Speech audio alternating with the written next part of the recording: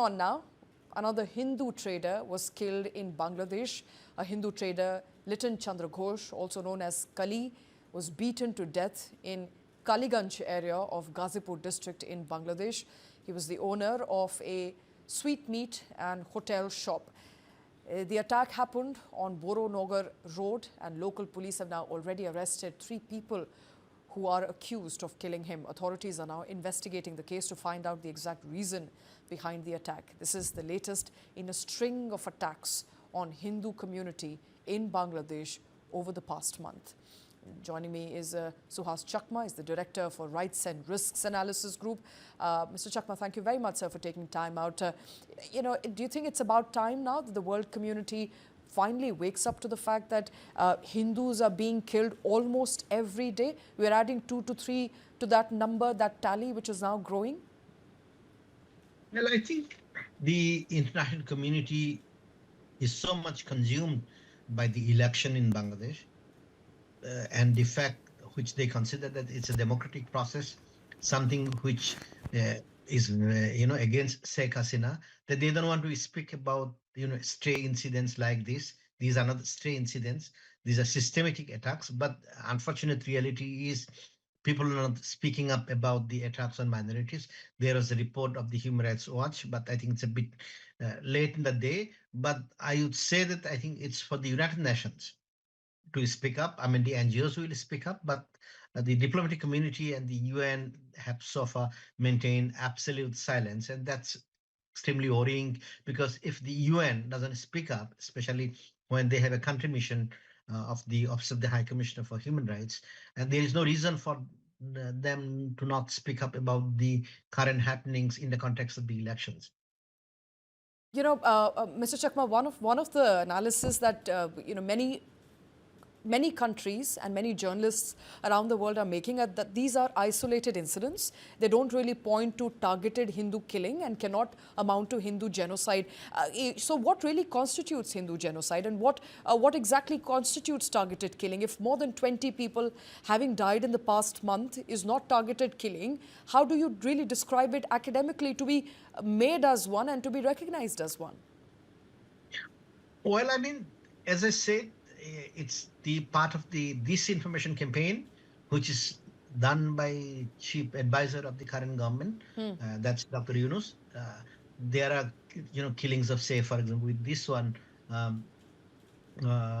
21 deaths in the last month and a half. But, each time this kind of incidents which are portrayed in Indian media or published, he has a tendency to dismiss this as disinformation campaign from India. But the fact remains that these people are, killed, murdered. Those facts cannot be denied. But then now the question is, how do you target the Hindus? Obviously, based on their religion, based on their ethnicity, and basically in this particular case, religious belief.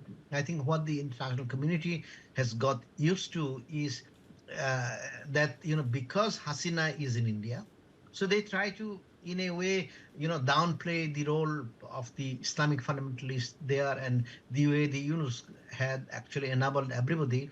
And of course, it may not necessarily be at this stage a crime of genocide, but if you were to look at the entire pattern of the Hindus in Bangladesh, successive governments, not only this government, I mean, from the beginning of this century and after the partition of India, after the independence of Bangladesh, and the way the Hindu minorities have been targeted, and the way Hindu minority population have disappeared from Bangladesh, I think it would constitute a crime of genocide.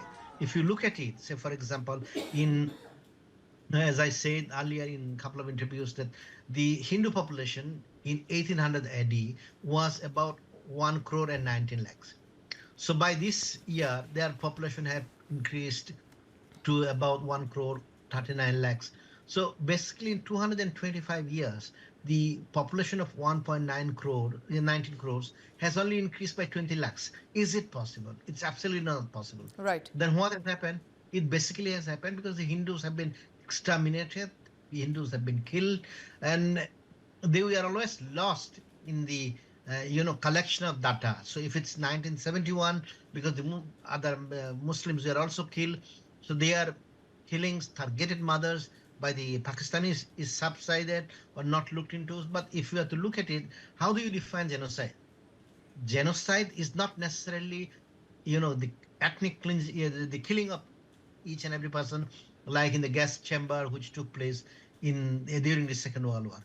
But genocide could also mean cultural genocide. So cultural genocide, like the Tibetans in China. So the treatment of the Hindus in Bangladesh is exactly that. Right. They have been decimated. Thank you for putting that in perspective, because for a lot of people, genocide literally means killing en masse, but it's not necessarily killing en masse. It's targeted killing, which is exactly what we're seeing in Bangladesh, and also not seeing it for the first time. We've been seeing it for many, many successive years now. But, one of the arguments, Suhas Chakma, of Bangladeshi authorities is that we take swift action. Every time such incident comes to light, we act swiftly, we make arrests, we file charge sheet, and there are convictions in the matter. So the government, therefore, is doing everything it can in its capacity to ensure that such incidents don't repeat. No, I don't think that's the correct picture. The correct picture will be there will be some emblematic cases. I mean, out of the so many murders which took place, they might have taken action in 3 or 4 cases, but that is not to say that they are taking action. And the fact that the Hindus could be targeted, it basically shows that there is a sense of impunity, and this sense of impunity arises from a number of factors. The first factor is the conduct of the chief advisor himself. So when the attacks on the Hindu minorities took place after the fall of the Hasina government, there are over 2,000 cases of attacks on the Hindu minorities. He dismissed it as attacks on the Awami League supporters. Even today, he is denying the fact that the Hindus are targeted because of their religious belief. So if you do not admit as the chief advisor of the government that the people belonging to a particular religious group are being targeted for their religious belief, then people who are targeting them, they believe that they are beyond the reach of the law because they have the sanction of none other than the chief advisor himself. So that's the biggest crisis.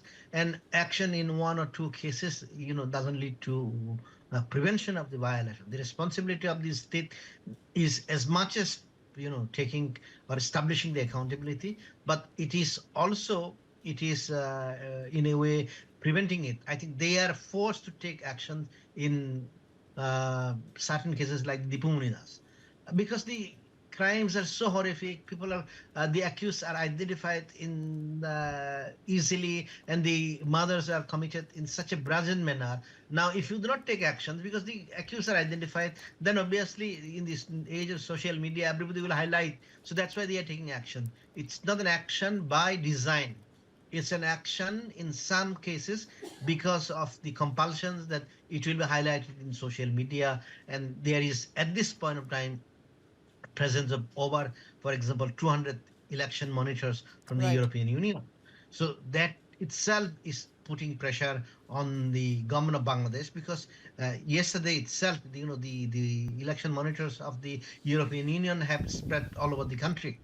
So now, I mean, all said and done, election observers of the European Union, they might be actually taking note of all these things. And if they do not take action, whatever reputation Dr. Yunus has, he will lose it. So this is the time he has to take action. Otherwise, at least on the ground, for the first time, you have European Union election observers with number of human rights analysts. So I think that is one of the reasons why they have taken action in today's case.